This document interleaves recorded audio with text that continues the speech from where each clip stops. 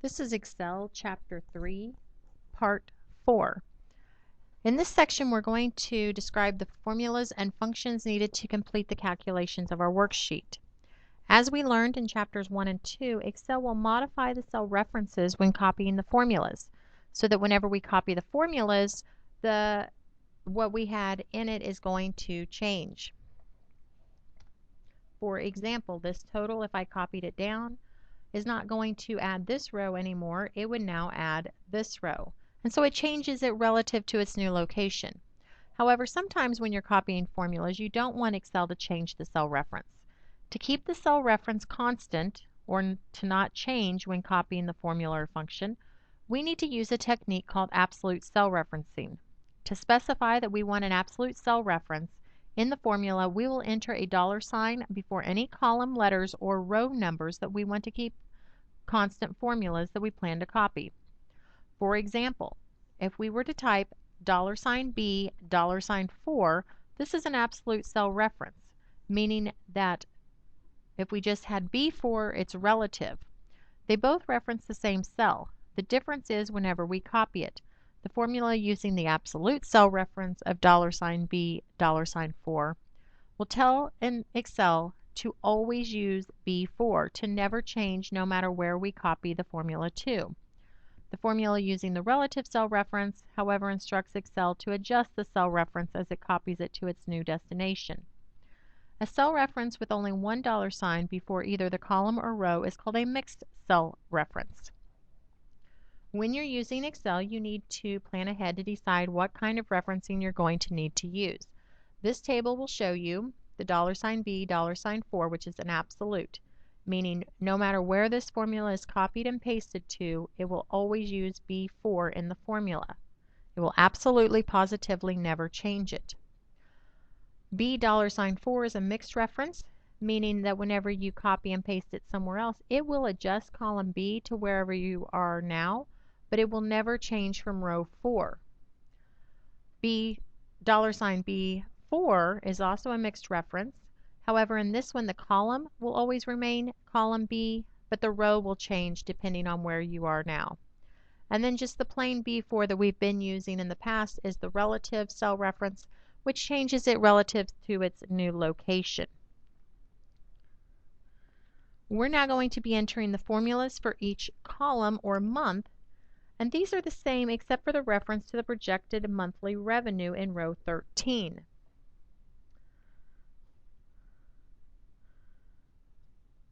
So let me show you back here. We're going to be typing formulas in for July for the cost of goods sold, and we will always be changing depending on which month we are in. However, B4 is going to be used in our formula. B4 is up here. Well, if we move over to column C and we did not make this absolute, this would move to column C, which in that case there would be no formula, no number there for it to use in its formula. So we would get an error. This table briefly will show you what the formulas we're going to be using in our Excel spreadsheet. So we're going to be figuring cost of goods sold, the gross margin, bonus, commission, marketing, research and development, support, general, administrative, total cost, and an operating income. These are the formulas. We'll go through these together. So if we go ahead and click in cell B13, B13 has the revenue. We're going to go down to cell B14, and this is where we're going to type the formula for cost of goods sold.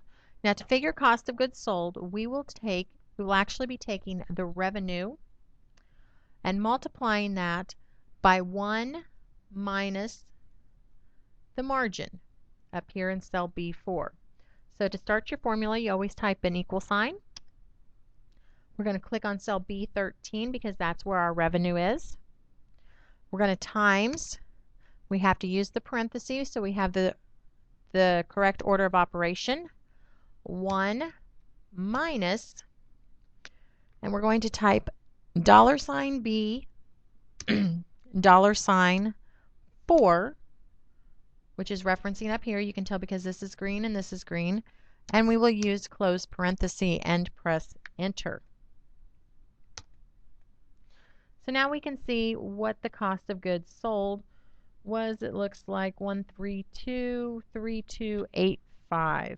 We haven't done any formatting, so the numbers are still hard to read.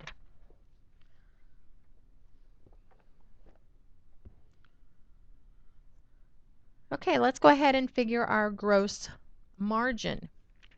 Now, to figure the gross margin, we're just simply going to take the revenue minus the cost of goods sold. So this is a simple formula. It would be equal, click on the revenue in cell B13 minus the cost of goods sold, which is in B14, and press enter. You should have come up with 1790326 and some odd cents. Okay, that was pretty simple. Okay, now we're going to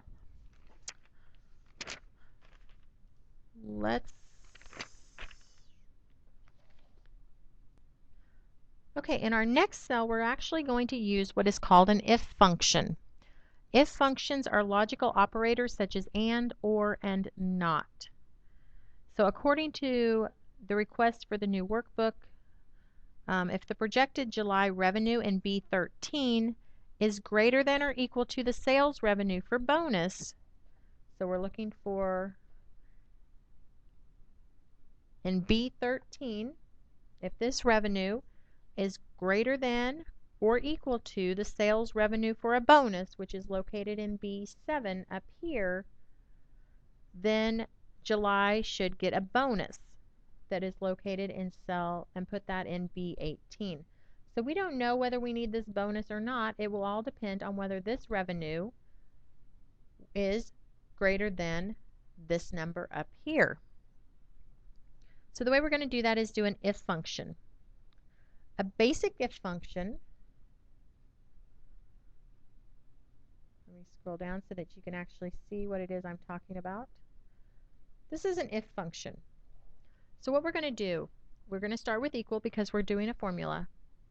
And we would say, in parentheses, B13, we're doing our logical test, B13 greater than, equal to, B7, and we're making that absolute because that number should always be referencing B7.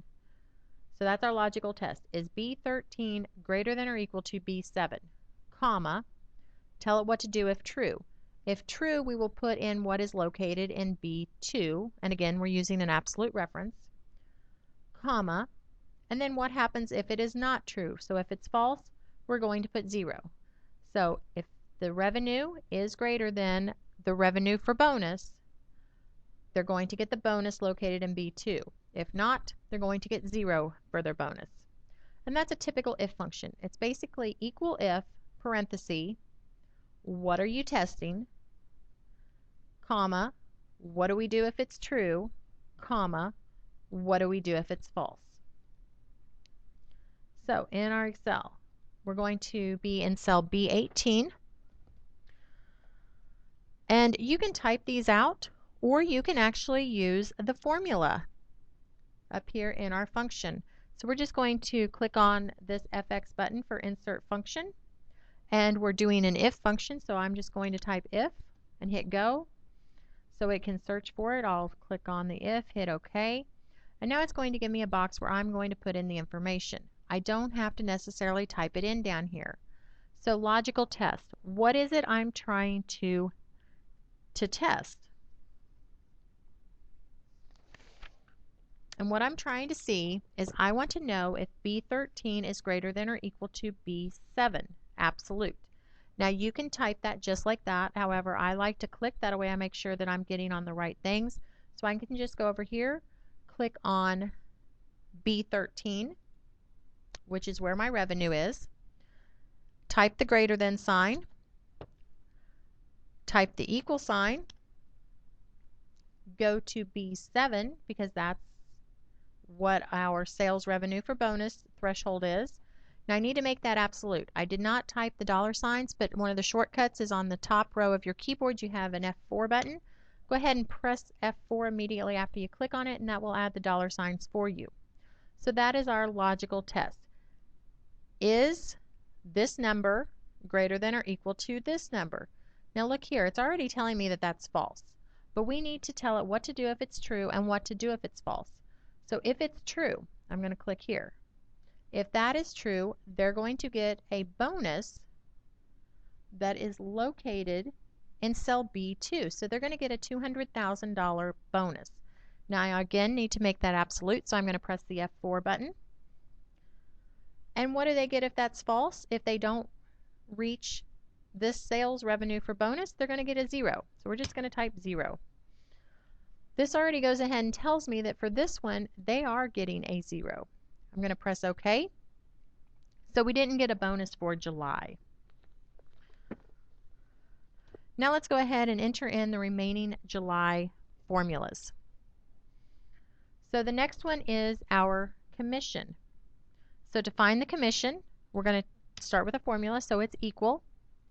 We're going to again base it on the revenue, so we're going to click B13, and we're going to multiply by what is in B3, which is our commission percentage.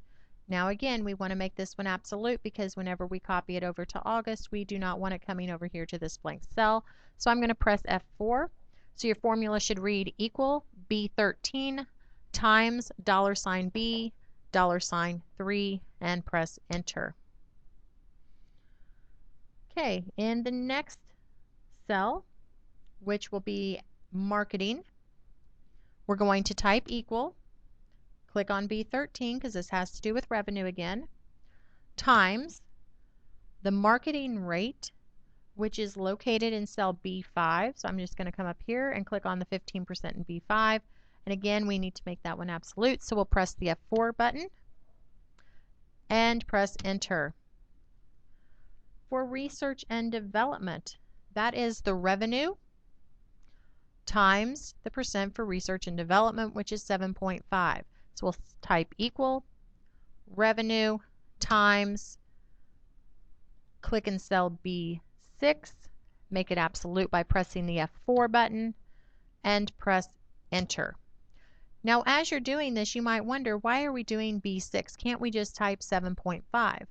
Well, we could, except for the fact that if we wanted to change this percent up here, it would not change down here. So by putting in the cell reference, and no matter what we change this percent to, it's always going to change this number down here. And finally, for support, general, and administrative, it will be equal the revenue in cell B13 times the percent for support, general, and administrative, which is in cell B8. We'll make it absolute. Press enter. Now we're going to go to cell B23 where it wants to know our total expenses. So to do that, we're just going to click on the sum button, and it says what is it we're wanting to add.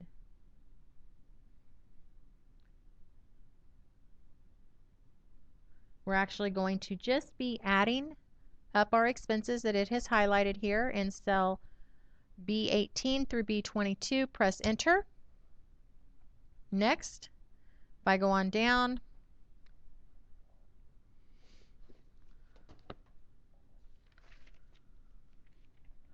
we need to come over here to A25, and we're going to type a new row heading, and it's going to be called operating income.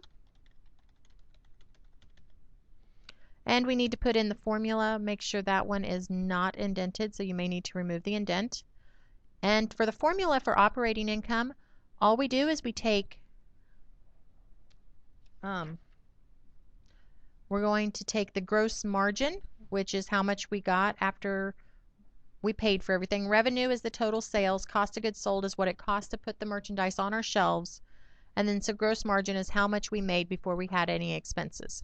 So we'll take the gross margin minus all of our expenses to get our total operating income.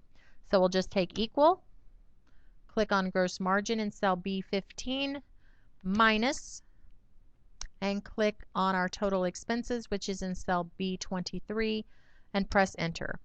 So it looks like our operating income for July was, without the formatting in there, $326,929.27, or about that. We're going to go ahead and stop this video here, and then we will, whenever we do the next video, we will be copying these formulas. So we're going to go ahead and save and stop this video.